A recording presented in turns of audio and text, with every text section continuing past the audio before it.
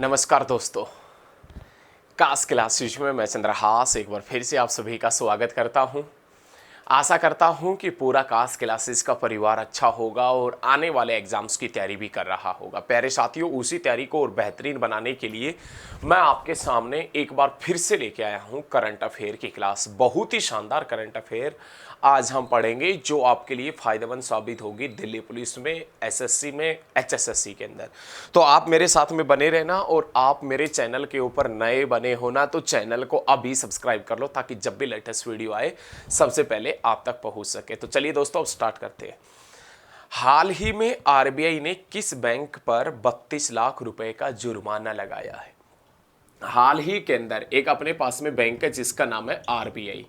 RBI हाल ही में RBI ने किस बैंक के ऊपर 32 लाख रुपए का चूना लगाया है? किस बैंक के ऊपर आरबीआई ने 32 लाख रुपए का चूना अथवा हम कह सकते हैं कि जुर्माना लगाया है? हाल ही में आरबीआई बैंक ने, रिजर्व बैंक ऑफ इंडिया ने किस बैंक के ऊपर 32 लाख रुपए का जुर्माना लगाया? बड़े ही शानदार तरीके से, जबरदस्त तरीके से हम पढ़ेंगे।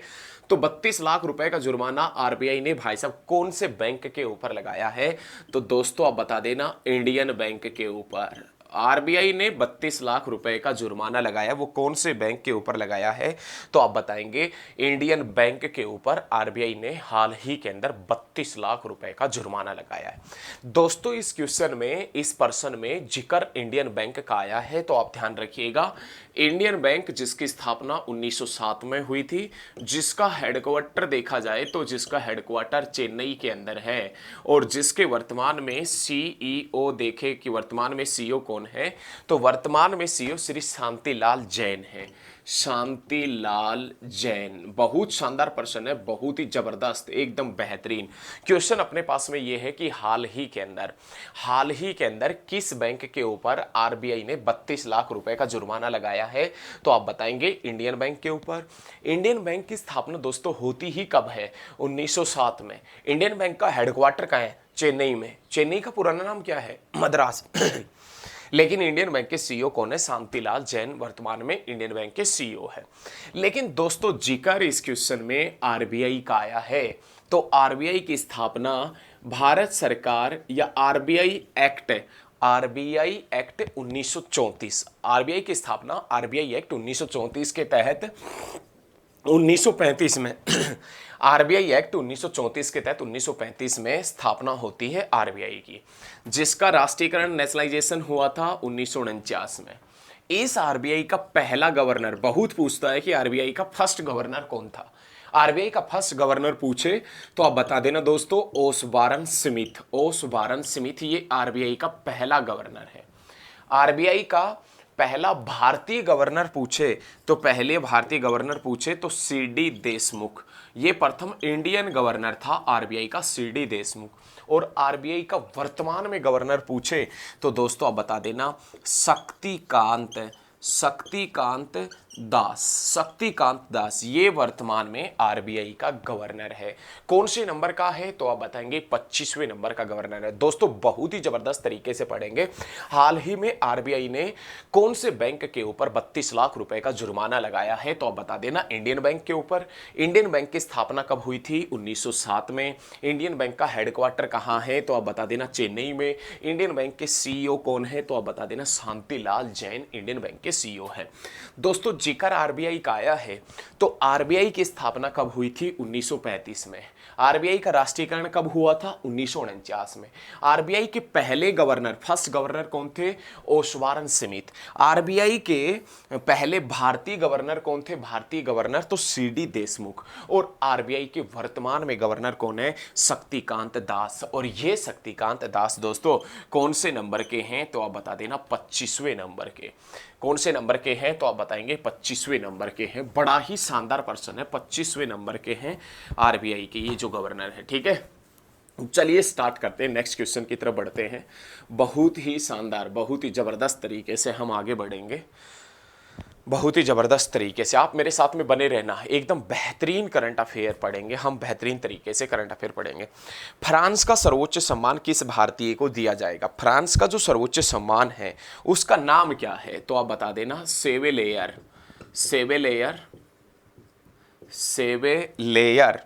दी ला, सेवेलेयर दी ला लीजन दी ऑनर, लीजन, लीजन दी ऑनर। ये भाई साहब सर्वोच्च सम्मान है कौन से देश का, तो आप बता देना, फ्रांस का सर्वोच्च सम्मान है। ध्यान रखें, बड़ा ही शानदार क्वेश्चन है कि ये जो सेवेलेयर, ये जो सेवेलेयर, सेवेलेयर दी ला लीजन दी ऑनर, ये फ्रांस के अंदर सर्वोच्च नागरिक सम्मान है। जैसा भारत के अंदर भारत रत्न सर्वोच्च नागरिक सम्मान नहीं है, वैसे ही फ्रांस देश के अंदर फ्रांस का सर्वोच्च नागरिक सम्मान का जिक्र किया जाए तो सेवेलेयर दी ला लीजन ऑन दी, लीजन दी ऑनर, ये भाई साहब फ्रांस का सर्वोच्च सम्मान है।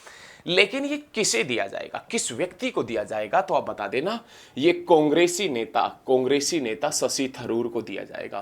कांग्रेसी नेता जो शशि थरूर है उसको दिया जाएगा। शशि थरूर कहां से सांसद है, तो तिरुवनंतपुरम से सांसद है, तिरुवनंतपुरम, ध्यान रखिएगा, तिरुवनंतपुरम से सांसद है शशि थरूर। और ध्यान रखें चीजें ना, लोकसभा के सांसद हैं। तो फ्रांस देश का सर्वोच्च नागरिक सम्मान है, उसका नाम क्या है, सेवेलियर दी ला लीजन दी ऑनर। लेकिन ये पुरस्कार या ये सम्मान हाल ही के अंदर किस भारतीय को दिया जाएगा, शशि थरूर को। शशि थरूर लोकसभा के सांसद है, कहां से, तिरुवनंतपुरम से। लेकिन जिक्र दोस्तों फ्रांस का आया है, तो फ्रांस जिसकी राजधानी पेरिस है, और ये पेरिस कौन सी नदी के ऊपर है, तो आप बताएंगे सीन नदी के ऊपर। लेकिन जिक्र दोस्तों फ्रांस का आया है, तो फ्रांस कौन से कंटिनेंट में है, यूरोप में, और यूरोप में टोटल कंट्री कितनी है, तो आप बता देना 48 देश यूरोप महाद्वीप के अंदर है। ठीक है, बहुत ही जबरदस्त तरीके से आज हम पढ़ रहे हैं, एकदम बेहतरीन तरीके से करंट अफेयर कर रहे हैं। ठीक है, बहुत साथ में बने रहिए, एकदम बेहतरीन तरीके से हम पढ़ते चलेंगे, किसी प्रकार की कोई दिक्कत नहीं। हाल ही में इसरो ने किस नाम से वर्चुअल स्पेस म्यूजियम लॉन्च किया है। हाल ही के अंदर इसरो ने अपनी जो भारतीय स्पेस एजेंसी है, Indian space agency, space research organisation, उसने हाल ही के अंदर एक डिजिटल स्पेस म्यूजियम, या हम कह सकते हैं संग्रहालय भी कह सकते हैं, या म्यूजियम भी कहते हैं हम, हाल ही में इंडियन स्पेस रिसर्च ऑर्गेनाइजेशन ने डिजिटल स्पेस म्यूजियम लॉन्च किया है। लेकिन उसका नाम क्या है, जो डिजिटल स्पेस म्यूजियम लॉन्च किया है, संग्रहालय लॉन्च किया है, उसका नाम क्या है, तो दोस्तों आप बता देना, उसका नाम स्पार्क है, स्पार्क। हाल ही के अंदर इसरो ने वर्चुअल स्पेस म्यूजियम या अंतरिक्ष संग्रहालय लॉन्च किया है, और ये अपनी तरह का भारत में पहला कार्य है, और इसका नाम क्या है, तो स्पार्क इसका नाम है। प्यारे साथियों, जिक्र इसरो का आया है, तो इसरो की स्थापना 15 अगस्त 1969 के अंदर हुई थी। प्यारे साथियों, जिक्र इसरो का आया है, तो इसरो का हेडक्वार्टर बेंगलोर के अंदर है। प्यारे साथियों, जिक्र इसरो का आया है, तो इसरो का वर्तमान में अध्यक्ष एस सोमनाथ है, एस सोमनाथ। और इन्होंने किसका स्थान लिया है, तो के सीवन का इन्होंने स्थान लिया है, के सीवन का। ठीक है, इसरो की स्थापना, डिजिटल स्पेस म्यूजियम हाल ही के अंदर इसरो ने स्थापित किया है, लॉन्च किया है, और उसका नाम क्या है, स्पार्क है। इसरो की स्थापना 15 अगस्त 1969 में होती है, जिसका मुख्यालय बेंगलोर में है, और जिसका वर्तमान में चेयरमैन कौन है, एस सोमनाथ है। जिसका वर्तमान में अध्यक्ष कौन है, तो आप बता देना दोस्तों, एस सोमनाथ, जिसका वर्तमान में अध्यक्ष है। बड़े ही शानदार तरीके से हम पढ़ रहे हैं, बड़े ही जबरदस्त तरीके से, एकदम बेहतरीन तरीके से हम पढ़ने का प्रयास कर रहे हैं, एकदम लाजवाब तरीके से। ठीक है, हाल ही में उत्तराखंड का ब्रांड एम्बेसडर कौन बना है, उत्तराखंड, हाल ही में उत्तराखंड का ब्रांड एम्बेसडर, हाल ही में उत्तराखंड का ब्रांड एम्बेसडर कौन बना है। हाल ही में उत्तराखंड का ब्रांड एम्बेसडर किसे बनाया गया है, या कौन बना है, तो आप बता देना दोस्तों, ऋषभ पंत को बनाया गया। ऋषभ पंत जो क्रिकेटर है, ऋषभ पंत जो क्रिकेटर है ना, उसका जन्म 1997 में हुआ था, और वो ऋषभ पंत हाल ही में उत्तराखंड सरकार में ब्रांड एम्बेसडर बने। बहुत जबरदस्त। हाल ही में उत्तराखंड का जो ब्रांड एम्बेसडर है वो कौन बना है, ऋषभ पंत, जो खेलते हैं क्रिकेट, जिसका जन्म हुआ था 1997 के अंदर। लेकिन प्यारे साथियों, बहुत ही शानदार प्रश्न है कि ये उत्तराखंड, अब एक्चुअल में किसी स्टेट का ब्रांड एम्बेसडर क्यों बनाया जाता है, यदि उस स्टेट में कोई भी सरकारी योजनाएं लॉन्च होती है, तो उन योजनाओं के बारे में ऋषभ पंत बताएगा। कोई भी सरकार की तरफ से स्कीम आई है तो उन सरकारी स्कीम को ऋषभ पंत ऐड करेगा राज्य सरकार की, तो इसलिए किसी भी स्टेट का कोई ब्रांड एम्बेसडर बनाया जाता है। लेकिन जिक्र दोस्तों इस क्वेश्चन में उत्तराखंड का आया है, उत्तराखंड। तो उत्तराखंड का मुख्यमंत्री कौन है, तो आप बताएंगे पुष्कर सिंह धामी, ये उत्तराखंड का मुख्यमंत्री है, पुष्कर सिंह धामी।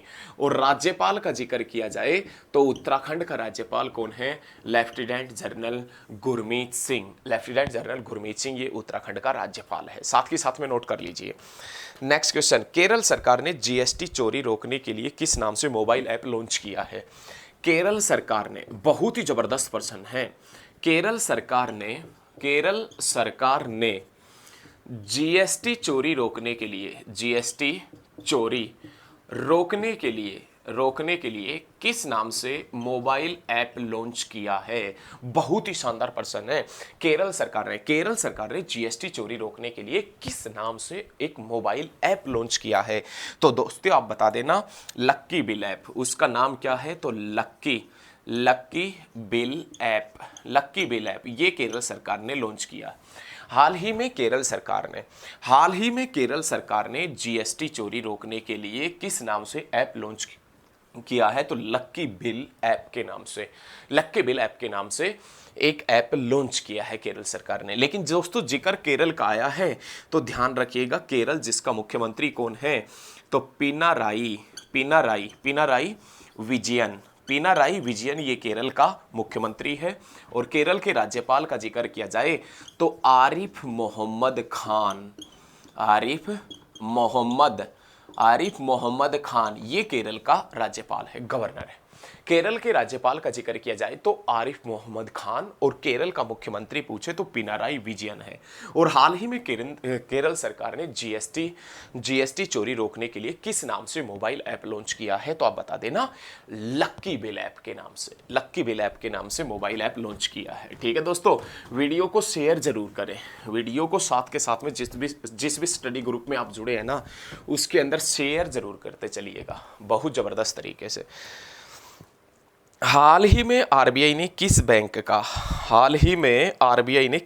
का लाइसेंस रद्द किया है।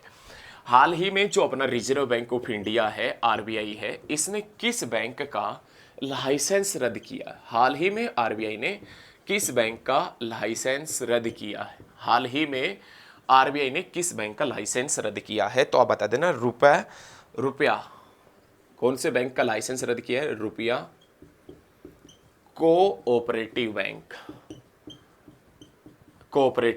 और ये बैंक कहाँ का है, तो आप बताएंगे दोस्तों, पुणे का बैंक है, पुणे का। और इसका लाइसेंस हाल ही में आरबीआई ने रद्द किया है। अब किसी का लाइसेंस आरबीआई रद्द करता क्यों, क्योंकि वो आरबीआई की जो मानक है, आरबीआई की जो गाइडलाइन है, आरबीआई की जो प्राइवेसी है, टर्म एंड कंडीशन है, उसके अकॉर्डिंग नहीं चलता होगा। इसके कारण किसी भी बैंक का लाइसेंस रद्द कर दिया जाता है। तो हाल ही में आरबीआई ने कौन से बैंक का लाइसेंस रद्द किया है, तो एक पुणे महाराष्ट्र का बैंक था जिसका नाम था रुपए कोऑपरेटिव बैंक। इसका लाइसेंस हाल ही में आरबीआई ने रद्द किया है। बहुत जबरदस्त भाई साहब, बहुत ही शानदार तरीके से अपन पढ़ रहे हैं, बहुत जबरदस्त। 600 T20 मैच खेलने वाला दुनिया का पहला क्रिकेटर कौन बना है। 600 T20, अरे वाह, 600 T20 क्रिकेट मैच खेलने वाला, 600 T20 क्रिकेट मैच खेलने वाला दुनिया का पहला क्रिकेटर कौन बना है। दुनिया का पहला क्रिकेटर, बहुत शानदार प्रश्न है। 600 T20 क्रिकेट मैच खेलने वाला, 600 T20 क्रिकेट मैच खेलने वाला दुनिया का पहला क्रिकेटर कौन बना है, तो दोस्तों आप बता देना, किरण पोलार्ड बना है, किरण पोलार्ड। और ये जो किरण पोलार्ड है ना दोस्तों, ये कहाँ से है, तो आप बता देना, वेस्ट इंडीज से। कहाँ से है, तो आप बताएंगे वेस्ट इंडीज से है। वेस्ट इंडीज कहाँ पर पड़ता है, तो आप बता दें नॉर्थ अमेरिका में, उत्तर अमेरिका महाद्वीप का एक देश है वेस्ट इंडीज। ध्यान रखिएगा, एक संघ है वेस्ट इंडीज। तो ध्यान रखिएगा, 600 T20 क्रिकेट मैच खेलने वाला 600 टी20 क्रिकेट मैच खेलने वाला दुनिया का पहला क्रिकेटर कौन बना है रे? तो आप बताएंगे किरण पोलार्ड। और कहां का है ये? वेस्ट इंडीज का किरण पोलार्ड है। और ध्यान रखिएगा, वेस्ट इंडीज जो कौन से कंटिनेंट में पड़ता है? उत्तर अमेरिका के अंदर पड़ता है।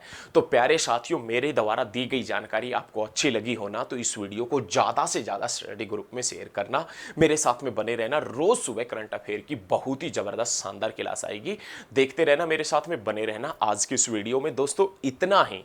जय हिंद, जय भारत, धन्यवाद।